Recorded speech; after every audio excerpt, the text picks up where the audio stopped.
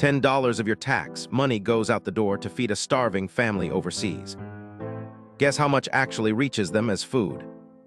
Less than $4, the other $6. Burned on shipping costs, warehouse fees, and paperwork.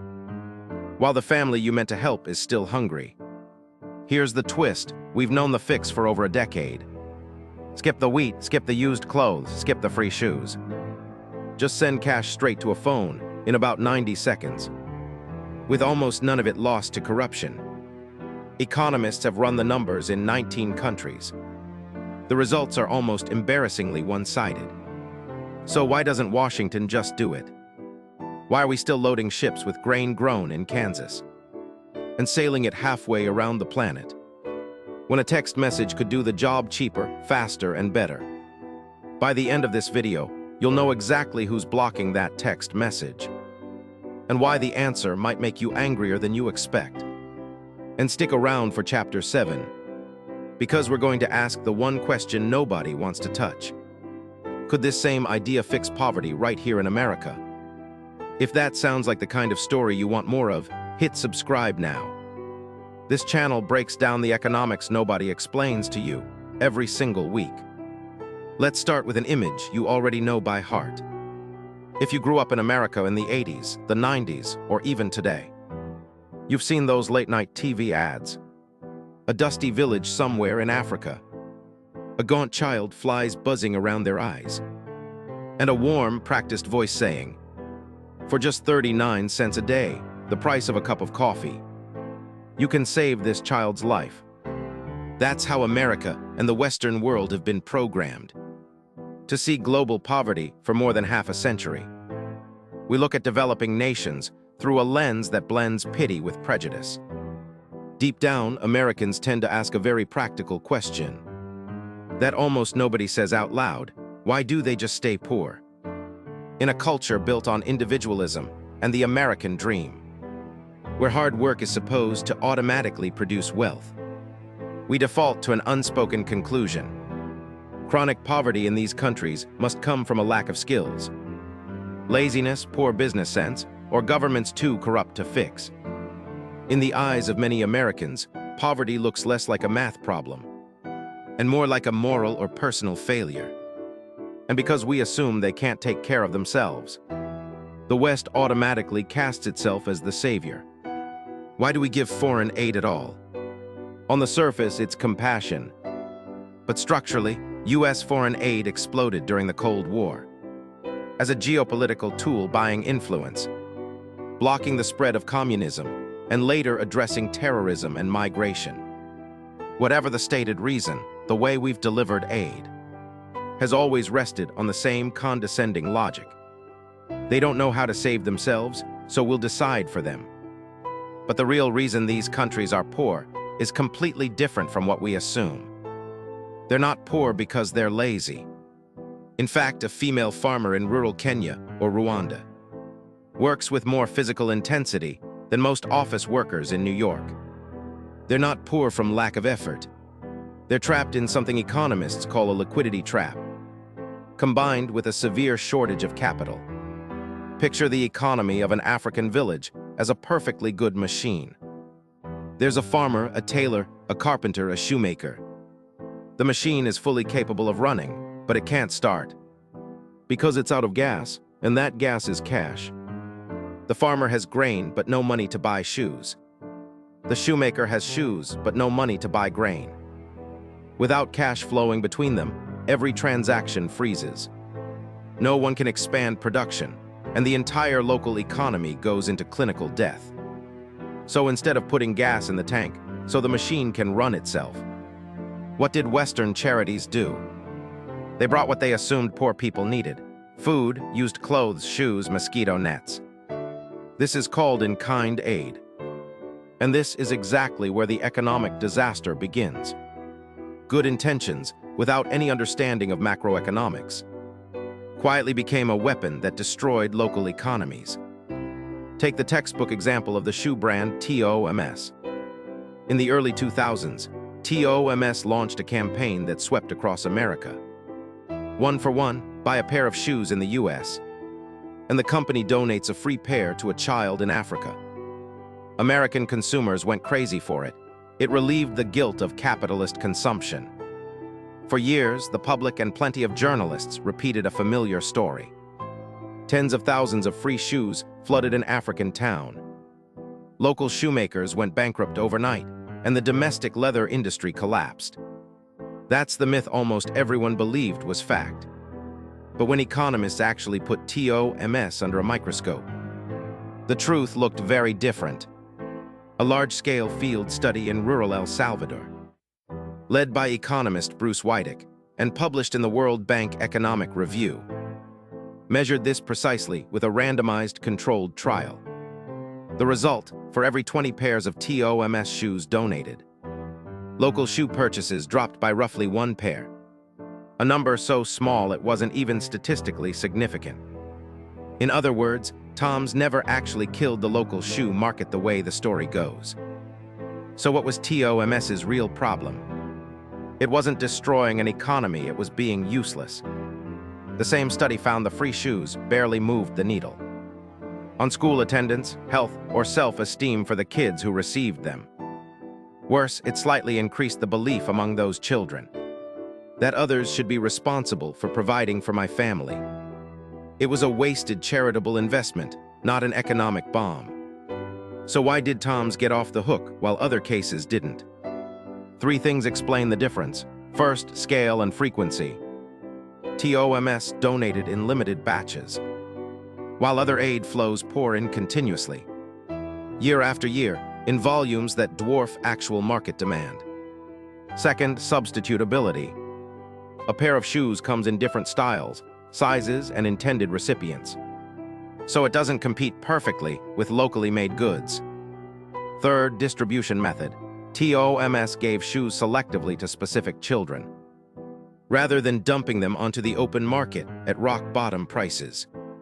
Now look at used clothing donations to see the contrast. Americans donate old clothes into charity bins with the best of intentions. Those mountains of clothing get baled up, shipped to Africa, and sold cheap in a continuous flow, creating an industry known as Maitamba. Unlike TOMS, this case has much stronger academic evidence behind it. A well-known study by economist Garth Fraser, published in the Economic Journal, used hard data to show that the flood of used Western clothing was a major driver behind the collapse of domestic textile industries in countries like Ghana, Senegal, and Kenya, places that had genuinely promising textile sectors back in the 1970s. Here, the flow of goods was continuous, the volume was massive, and it competed almost perfectly with local products. Exactly the 3 conditions that make in-kind aid genuinely destructive. U.S. government food aid policy runs on the same warped logic. Many American international food aid programs are really a disguised subsidy for American farmers.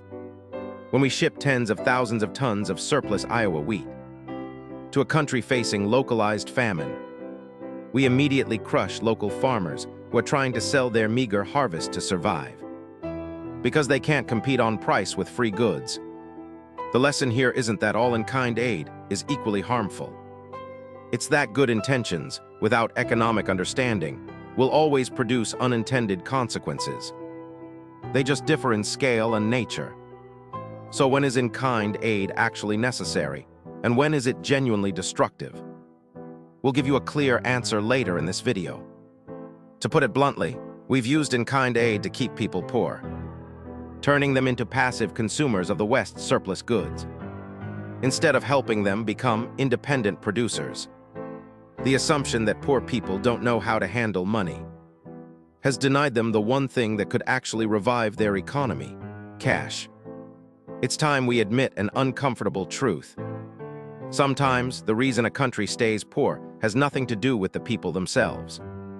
It's the way the world is trying to help them. Quick reminder before we keep going. If you want more videos that break down the economics behind the headlines, subscribe now and turn on notifications. You won't want to miss what's coming in Chapter 5. When the idea of just handing out cash gets raised in Washington, D.C., or inside major charitable foundations, The first resistance always comes from American taxpayers, and it's a completely legitimate concern. Giving cash to poor people in the developing world sounds romantic. But for a practical-minded American, alarm bells go off with three fatal questions. Question 1, how do we make sure the money doesn't end up in the hands of corrupt governments, embezzling officials, or armed militias? Americans have been haunted by stories of aid shipments hijacked by warlords and sold on the black market in Somalia or Haiti. If physical goods get looted, then bags of cash delivered to a remote village sound like an even juicier target. But that's 20th century thinking. The 21st century answer comes down to two words: fintech. The reality is, organizations like GiveDirectly never physically ship a single bag of cash. They use mobile money, a genuine revolution that has transformed the face of Africa. Best known through Kenya's M-Pesa system. Every poor household, even in a mud hut, can own a $10 basic phone. The charity transfers money straight from its bank account in New York or London, over cell networks, directly onto the SIM card of a female farmer in Kenya. She gets a text confirming her balance.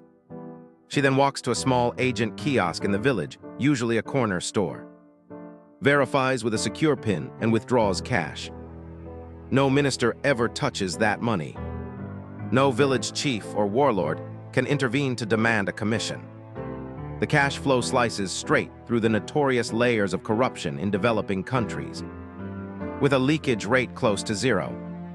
But once the corruption concern is addressed, Americans raise a second, sharper question, one loaded with personal judgment. If I give them cash, what if they just spend it on booze, cigarettes, or gambling? This assumption comes straight from the American street-level experience. The hesitation to hand $20 to a homeless person for fear it'll go to drugs. But projecting the psychology of urban homelessness in America onto a poor farmer in Africa is a mistake in behavioral science. The World Bank conducted a major review in 2014, analyzing results from 19 different cash transfer programs worldwide. The findings dealt a serious blow to the West's condescending assumptions. There was no statistical evidence anywhere that receiving cash increased spending on temptation goods like alcohol and tobacco. In many regions, spending on alcohol actually dropped significantly. Why does this counterintuitive pattern happen? Behavioral psychology explains that when people are pushed to the brink of extreme poverty, no future, no hope, they often use alcohol or substances as a coping mechanism to numb reality. But when you hand someone a large sum, say $1,000, enough to genuinely change the trajectory of their life, a positive psychological shock happens. They suddenly see a future. They see a real chance for their kids to go to school, a real chance to survive the dry season without starving. And once they have a clear goal, they automatically drop self-destructive habits to protect their assets and build toward that future. This leads to the third question, the one that haunts American political culture most of all. Won't free money create a generation of lazy, entitled people dependent on welfare? Americans believe in the saying, give a man a fish, don't just hand him free food. They worry that if you keep handing out money, people will just lounge in a hammock waiting for next month's check. But this argument completely collapses when applied to the real-world model of one-time lump sum cash transfers. You're not giving them a monthly pension to scrape by on forever. You're giving them seed capital. Research from teams affiliated with MIT and Berkeley shows that after receiving cash, people's total work hours don't drop at all, they just shift their work pattern. Before getting cash, a farmer might work 12 grueling hours a day on a landlord's field for $1 in wages. After receiving $1,000, they quit that job. From the outside, it looks like, see, give them money and they get lazy and quit. But what's actually happening? They use the money to buy seeds, tools, or rent land to farm their own plot or open a small shop. They shift from exhausting wage labor to self-employment generating surplus value, rather than just buying food to get through the day. Field data shows poor households use cash to make long-term asset investments. The classic example is a metal roof. In developing countries, thatched roofs need to be replaced every year, costing significant money and labor. Worse, a leaking thatch roof during rainy season ruins stored grain and spreads malaria. When people receive cash, the very first thing 90% of households do is buy sheet metal roofing. A $100 investment in a metal roof eliminates the risk of losing an entire food stockpile, cuts medical costs for malaria treatment, and frees up hundreds of hours a year that would otherwise go to cutting thatch. They don't spend it on drinking. They buy breeding cattle, sewing machines, bicycles to transport goods, fertilizer. They know exactly what kind of fishing rod they need better than any planner sitting 6,000 miles away. At this point, the data has proven that poor people are fully capable of using capital intelligently and with discipline. But a bigger question arises. Can one smart individual's decisions pull an entire community out of poverty? Or does the money eventually just drain away? That's when we step into the fascinating world of the economic multiplier effect. Giving out cash isn't as simple as throwing money out of a helicopter window. Without smart, data-driven policy design, cash flows can evaporate without leaving any lasting economic shift behind. Development economists call this transfer design. To optimize impact, policymakers have to solve three core design problems. Problem 1, lump sum payment or monthly installments. Many would assume that a small monthly drip is the safest approach, since it prevents people from blowing it all at once. But a large-scale experiment involving Nobel laureate economist Abhijit Banerjee, led by MIT's Tavneet Suri, and run in partnership with Give Directly in Kenya, flipped that assumption on its head. The study compared three groups. Group 1, a one-time lump sum of $500. Group 2, $22.50 a month for 2 years. Group 3, $22.50 a month committed for a full 12 years. The result, the group that received the $500 lump sum saw stronger, more lasting economic outcomes than the group receiving small monthly drips over 2 years. Why? Because $22 a month is too small to do much beyond covering basic food. Poor households find it extremely hard to accumulate those small amounts into meaningful capital, since they're constantly hit with emergencies, illness, family events, natural disasters. Getting $500 all at once, by contrast, immediately breaks through the financial barrier. They don't need years of saving. They can buy a breeding cow, fix a roof, or stock a shop right away. That said, the group with the 12-year commitment also showed strongly positive results.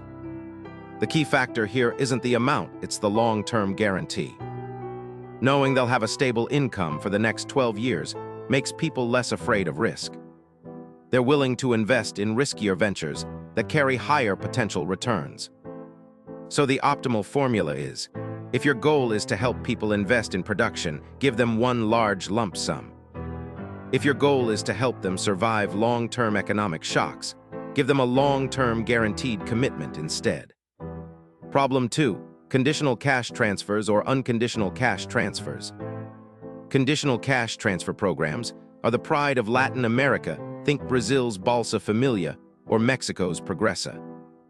Poor families only receive money if they meet strict conditions, keeping kids in school and up to date on vaccinations. Economic data confirms CCTs are extremely effective at improving the next generation's human capital. School enrollment rates in well-monitored CCT programs jump to 60%, compared to under 20% in programs without conditions. But CCTs have one fatal weakness: massive operating costs. Running a CCT system requires a heavy administrative bureaucracy to verify whether a child actually attends school, and whether health systems are keeping vaccination records.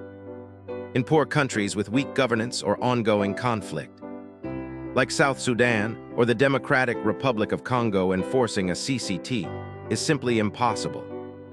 In these cases, unconditional cash transfers become the only viable option. UCT eliminates the bloated administrative overhead entirely. Instead of spending $10 in management costs to deliver $20 in conditional aid, UCT lets 90% of a donor's dollar go directly into the hands of the poor, as fast as possible. Problem 3. Who in the household should hold the wallet? The gender factor. When designing a cash program, the question who holds the purse determines whether the project succeeds or fails. Researchers at GiveDirectly ran a randomized experiment, giving cash to husbands versus giving it to wives in otherwise identical households. The results revealed a striking behavioral difference. When cash was given to the wife, spending on children's nutrition, tuition, school clothes, and family health care was noticeably higher. Women tend to prioritize investments tied to survival and the next generation's development. When cash was given to the husband, spending was significantly more likely to go toward personal status items or higher risk, higher failure investment ventures. As a result, most modern cash transfer programs worldwide prioritize sending money directly to the woman in the household. This doesn't just optimize how the aid dollar is used, it also indirectly elevates women's status. In patriarchal, traditional societies across the developing world, now that we hold the optimal formula for designing a cash program, the next question is, can this method be applied to every recipient in every circumstance? Or does cash have its own red lines? Even though the data overwhelmingly proves the power of cash aid, we can't fall into dogmatism. Cash is not a universal holy grail that solves every humanitarian problem on Earth. Deliberately pumping cash into the wrong context can create economic disasters even worse than in-kind aid. To apply cash effectively, we need to sort recipients and real-world circumstances into clear scenarios, then match each one with the right intervention. Imagine a magnitude 8 earthquake has just flattened entire cities, or an armed conflict has blockaded every trade route into a country. In this scenario, grocery stores are buried under rubble, supply routes are cut off. Farmers can't harvest, and no goods of any kind are flowing into the region. If you hand out cash here, what happens? Cash becomes worthless paper. With food supply at zero, but demand and cash suddenly surging, supply and demand will push the price of the last remaining loaf of bread up 10x, even 100x.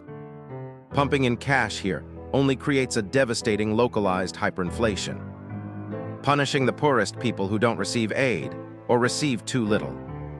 Optimal method, emergency in-kind relief. Why, in this moment, the only thing that saves lives is the logistics capacity of international organizations. Physically flying in clean water, canned food, medicine, tents, and medical helicopters. When the market doesn't exist, aid has to act as a temporary market to sustain life. This describes more than 70% of the world's poor regions, rural Africa, South Asia, or urban slums in Latin America. There's no war or disaster here. Markets still open every day. Shops are still stocked with rice, salt, clothing, and building materials coming in from major cities. Yet people are still hungry, malnourished, living in run-down shacks. Why? They're not poor because the market lacks goods, they're poor because they lack purchasing power. They don't have money to buy what's already sitting on the shelf in front of them. Optimal method, direct cash transfers.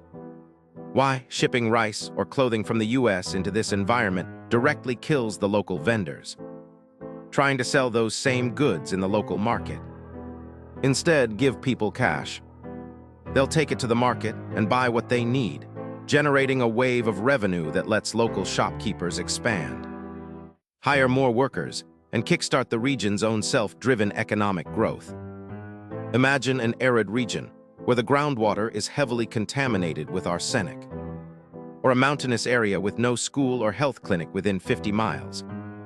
If you give every household here $1,000, can they solve the problem themselves?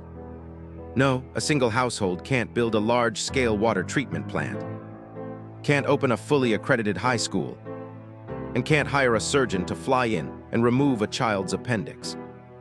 These are what economists call public goods and systemic services. Optimal method, direct public investment. Why? Aid money here needs to go into building hard infrastructure, roads, bridges, water plants, power grids. and soft infrastructure training teachers and doctors, establishing legal systems that protect land ownership rights. You have to build the school first, and only then can you give mothers cash to buy school supplies to send their kids to it. There are specific populations where direct cash transfers create serious safety or ethical risks. Severe substance addicts in major cities, abandoned patients with severe schizophrenia, orphaned or unaccompanied minors on the street who lack any financial management awareness. If you hand a large sum of cash to a 10-year-old living on the street, that child becomes an easy target for criminal gangs, or gets lured into exploitation. If you give cash to someone in the grip of active addiction, there's a high chance the money goes toward another dose rather than food. Optimal method: non-cash intervention combined with managed oversight. Why these groups need a comprehensive social safety net: rehab centers, shelters for children, free mental health treatment, and tightly controlled voucher systems, redeemable only for food and medical essentials. Here, social protection and guidance matter more than individual monetary autonomy. Sorting recipients into these 4 scenarios makes one thing clear: cash isn't a lazy magic wand that lets policymakers wash their hands of responsibility. It's an extremely sharp economic scalp, one that only performs at full power when applied to exactly the right anatomical spot. But why does a tool this clear and scientifically backed keep running into such enormous invisible resistance? From the political system and the global charity apparatus, that's the macro battle we're about to dissect. If you're finding this useful, now's a great time to hit that subscribe button. We're just getting to the part where things get political.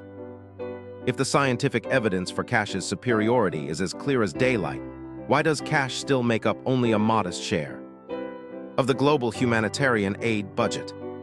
Why does the world still run entire fleets of ships hauling grain halfway around the planet to hand out for free? The answer isn't a lack of understanding. It lies in a tangled web of interest groups and deep behavioral psychology barriers that sociologists call the charity-industrial complex. Let's look directly at a political reality playing out right now in Washington, D.C. Food for Peace, America's flagship international hunger relief program with a budget in the billions, just went through a historic upheaval. In 2025, the U.S. Agency for International Development, USAID, the agency that had run this program for decades, was dismantled. By December 2025, through an interagency agreement, management of Food for Peace was officially handed over to the U.S. Department of Agriculture, USDA. That transfer came bundled with a strict legal condition written into the Farm Bill. At least 50%, and in some newer initiatives, 100% of the program's budget must be used to purchase crops grown directly by American farmers and shipped exclusively on U.S.-flagged vessels. Politicians and agricultural lobbying groups always market this as a triple-win policy. American farmers get an outlet for surplus crops, the U.S. shipping industry gets jobs, and poor people around the world get food. But through an economic lens, this is a stunning inefficiency disguised as charity. Sky-high costs: buying wheat in Kansas, bagging it, hauling it by rail to a port, loading it onto a U.S.-flagged ship, and sailing it to East Africa takes an average of 3 to 6 months. Shipping and logistics alone typically eat up more than 60% of the entire relief budget. That means out of every $10 of American taxpayer money contributed, less than $4 actually becomes food that reaches a hungry person. Meanwhile, using cash or buying food locally or regionally would cost less than half as much and get food there within weeks. Sophisticated protectionism. This is effectively an indirect subsidy from the U.S. government to large agribusiness corporations and American shipping conglomerates, funded out of the humanitarian aid budget. Shifting toward cash aid means these interest groups in the U.S. would lose hundreds of millions of dollars in annual revenue. That's exactly why they remain the most powerful lobbying force fighting against any reform effort that moves toward cash. And here's the part that matters most. As you're watching this video, that fight hasn't been won by cash. It's actually moving in the opposite direction. USDA's new policy framework for food for peace, announced in early 2026, doesn't just preserve the requirement that at least 50% of the budget go to American-grown commodities. It explicitly bans using any of the programs, funding for cash transfers, or vouchers of any kind. In other words, right at the moment the scientific evidence for cash keeps getting stronger, U.S. food aid policy just officially slammed that door shut, instead of opening it wider. Beyond the economic case, the second major barrier sits deep in the psychology of Western donors. In congressional hearings on aid reform, plenty of lawmakers have openly voiced a specific worry. Switching to cash payments or electronic benefit cards would cost America its public relations benefits. The branding instinct. Politicians want to see giant sacks of grain stamped with the American flag, and bold lettering from the American people, USAID. They want photos of U.S. aid trucks rolling into a village to cheering crowds, to show voters back home. You can't stamp an American flag onto an invisible SMS transfer landing on a poor mother's phone. Cash strips away the symbolism and visibility of power being handed down. The control syndrome. People have an instinctive desire to control those weaker than themselves. When NGOs send experts, run training classes, and hand out relief boxes, they feel like they're carrying out a noble mission. They want to play the role of the wise parent, deciding the diet and lifestyle of the poor. Admitting that simply handing over cash lets poor people solve their own problems better than these organizations can, implicitly undermines the very need for those organizations to exist. It threatens thousands of high-paying jobs held by Western development professionals living and working inside global relief projects. To break this deadlock and unlock the power of cash, the developed world needs a fundamental shift in both mindset and policy. Separate agricultural subsidies from humanitarian relief. America needs to end the mandatory use of domestic crops and domestic shipping for international hunger relief programs. Let the USDA subsidize American farmers through domestic financial tools and give humanitarian agencies back the freedom to choose the most effective tool available: cash. Sadly, as we just saw, the real trajectory of U.S. policy is currently moving in exactly the opposite direction. Shift from cash plus to plus cash.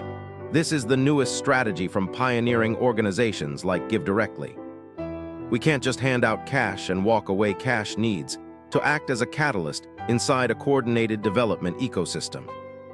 Example, a government builds a public health clinic. Alongside that, it gives cash to poor mothers to cover transportation and nutrition costs when they come in for prenatal checkups. Cash here acts to unlock and maximize the effectiveness of existing public investment. Accept risk and maximize transparency. Humanitarian organizations have to be brave enough to face media scrutiny over small leakage rates. Give Directly has been a leader here, publishing transparent annual fraud reports.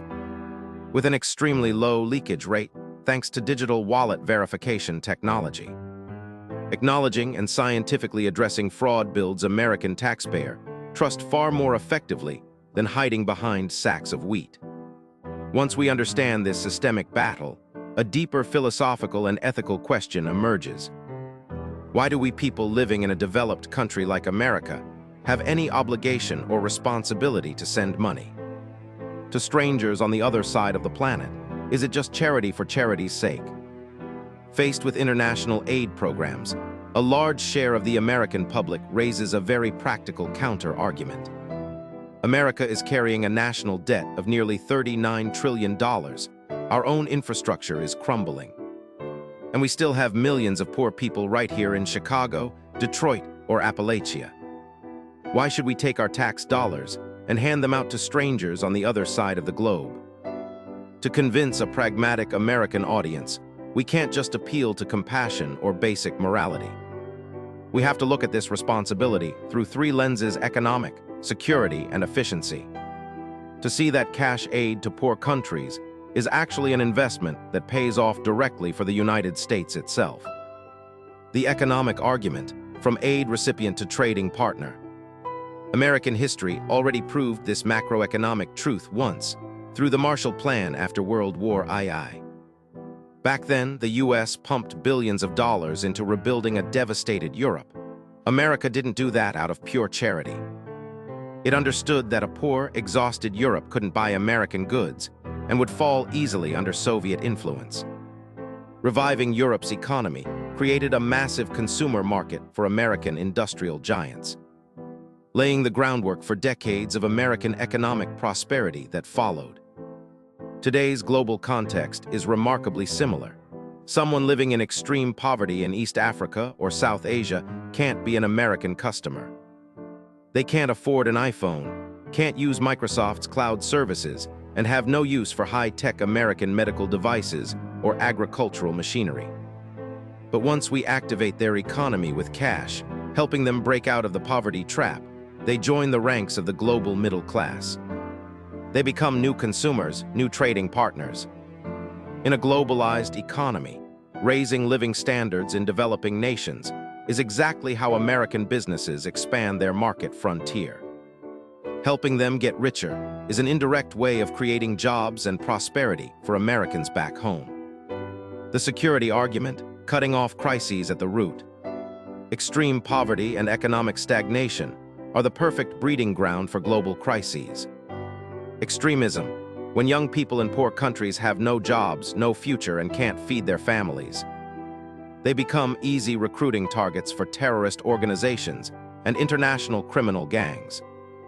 The cost of America running a military campaign against terrorism abroad is thousands of times more expensive than the cost of cash aid to stabilize that region's economy and society in the first place.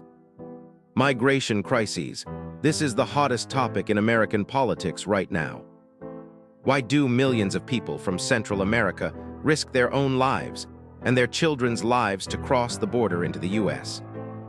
Because they have no other option for survival back home. Pumping direct cash aid to stimulate local economies in countries like Honduras, Guatemala, or El Salvador helps people build a stable life with a future right on their own soil. When there's opportunity at home, migration pressure automatically drops. Stopping a migration crisis at its economic root is always cheaper and more humane than building border walls or running detention centers. The efficiency argument, diminishing marginal utility.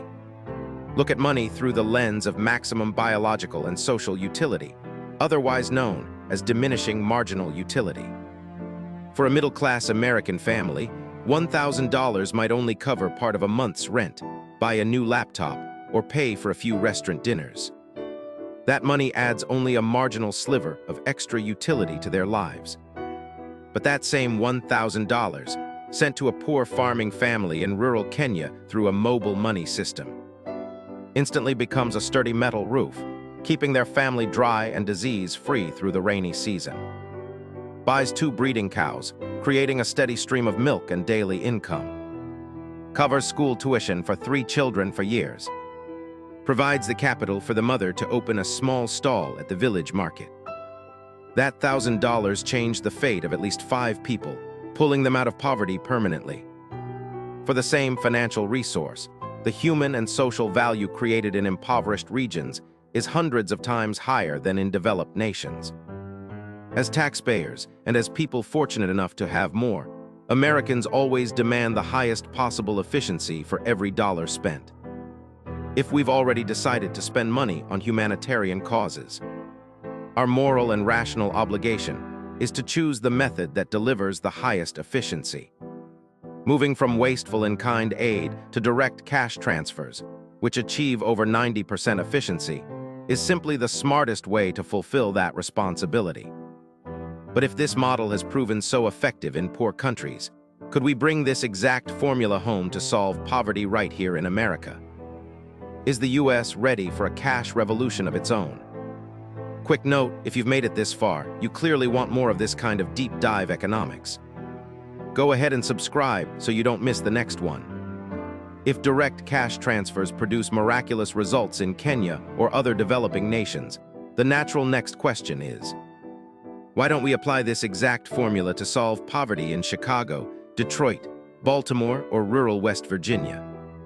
The short answer is, Yes, we absolutely can, and in fact, America has already been testing exactly that. However, bringing the cash revolution home is far more complicated due to deep structural differences in the economy and the social welfare system. Fixing America's welfare cliff effect. America's current social safety net is one of the most complex and bureaucratic in the world. It runs on a patchwork of strict conditional programs, food stamps, housing assistance, Medicaid, and temporary assistance for needy families. This system accidentally creates a fatal design flaw known as the cliff effect. Imagine a single mother in America receiving about $2,000 a month in welfare benefits to support her children. If she manages to land a full-time job paying $2,200 a month, her income has technically gone up.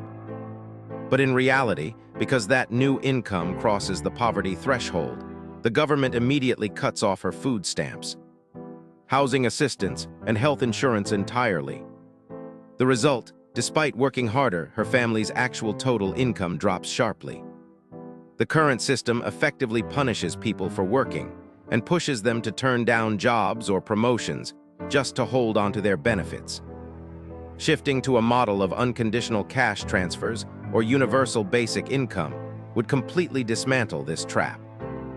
Because the cash is unconditional, people know for certain that no matter how much they earn by working, this baseline support won't disappear. Cash acts as a safety net, not a cage that traps them in poverty. Real-world evidence already happening in America. America isn't unfamiliar with this idea at all. We already have real experiments producing striking results. The seed trial in Stockton, California, starting in 2019. The program randomly selected 125 low-income residents to receive $500 a month, unconditionally, for 2 years. Researchers found that cash recipients found full-time employment at twice the rate of the control group, who received no money. That $500 gave them money for childcare, gas money to get to job interviews, or time to complete a professional certification, instead of juggling 3 exhausting part-time jobs just to survive day to day. The Alaska Permanent Fund, since 1982, the state of Alaska has distributed a share of its oil revenue equally to every resident, ranging from $1,000 to $2,000 a year as dividends. Over 3 decades of research data shows this money hasn't reduced Alaskans' work hours at all.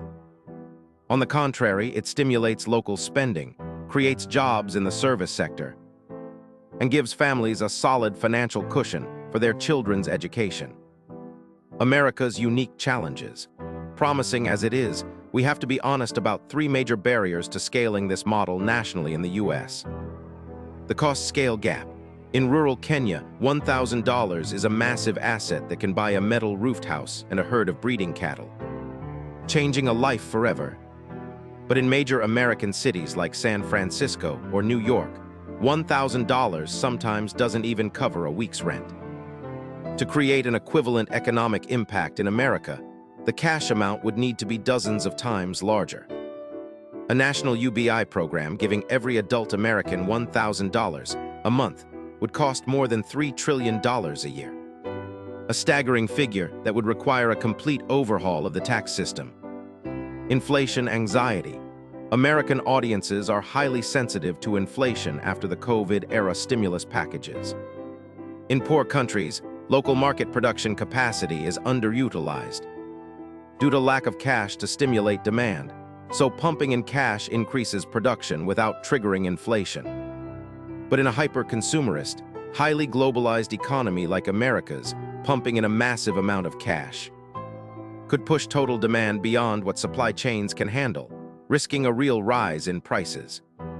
The ideological barrier. The doctrine of pulling yourself up by your bootstraps is baked deep into American cultural DNA. The idea of the government handing out unconditional cash is still viewed by a large segment of conservative politicians and voters as socialism, or an insult to the value of work. The cash revolution isn't just a technical improvement to humanitarian relief or welfare policy. At its core, it's a profound philosophical and human shift. For an entire century, Both the global aid system and national welfare systems have been built on an arrogant, unspoken assumption that poor people lack the capacity to think, don't know how to manage their own lives, and that we need to decide for them. But the scientific data from remote villages in East Africa to poor neighborhoods in California all points to the exact opposite truth. Poor people aren't lacking intelligence, they're lacking capital. They are some of the most skilled risk managers on Earth because they have to calculate survival every single day with minimal resources. Giving cash directly is an act of returning dignity, autonomy, and belief in personal capability. To truly solve the root problem of human poverty, the first step isn't shipping in another box labeled with a rescue logo. It's having the courage to hand people the financial key and letting them write their own story. If this changed how you think about aid, or even just made you a little angrier at how your tax dollars are spent, that's exactly the kind of thing this channel digs into. Subscribe, hit the bell, and I'll see you in the next one.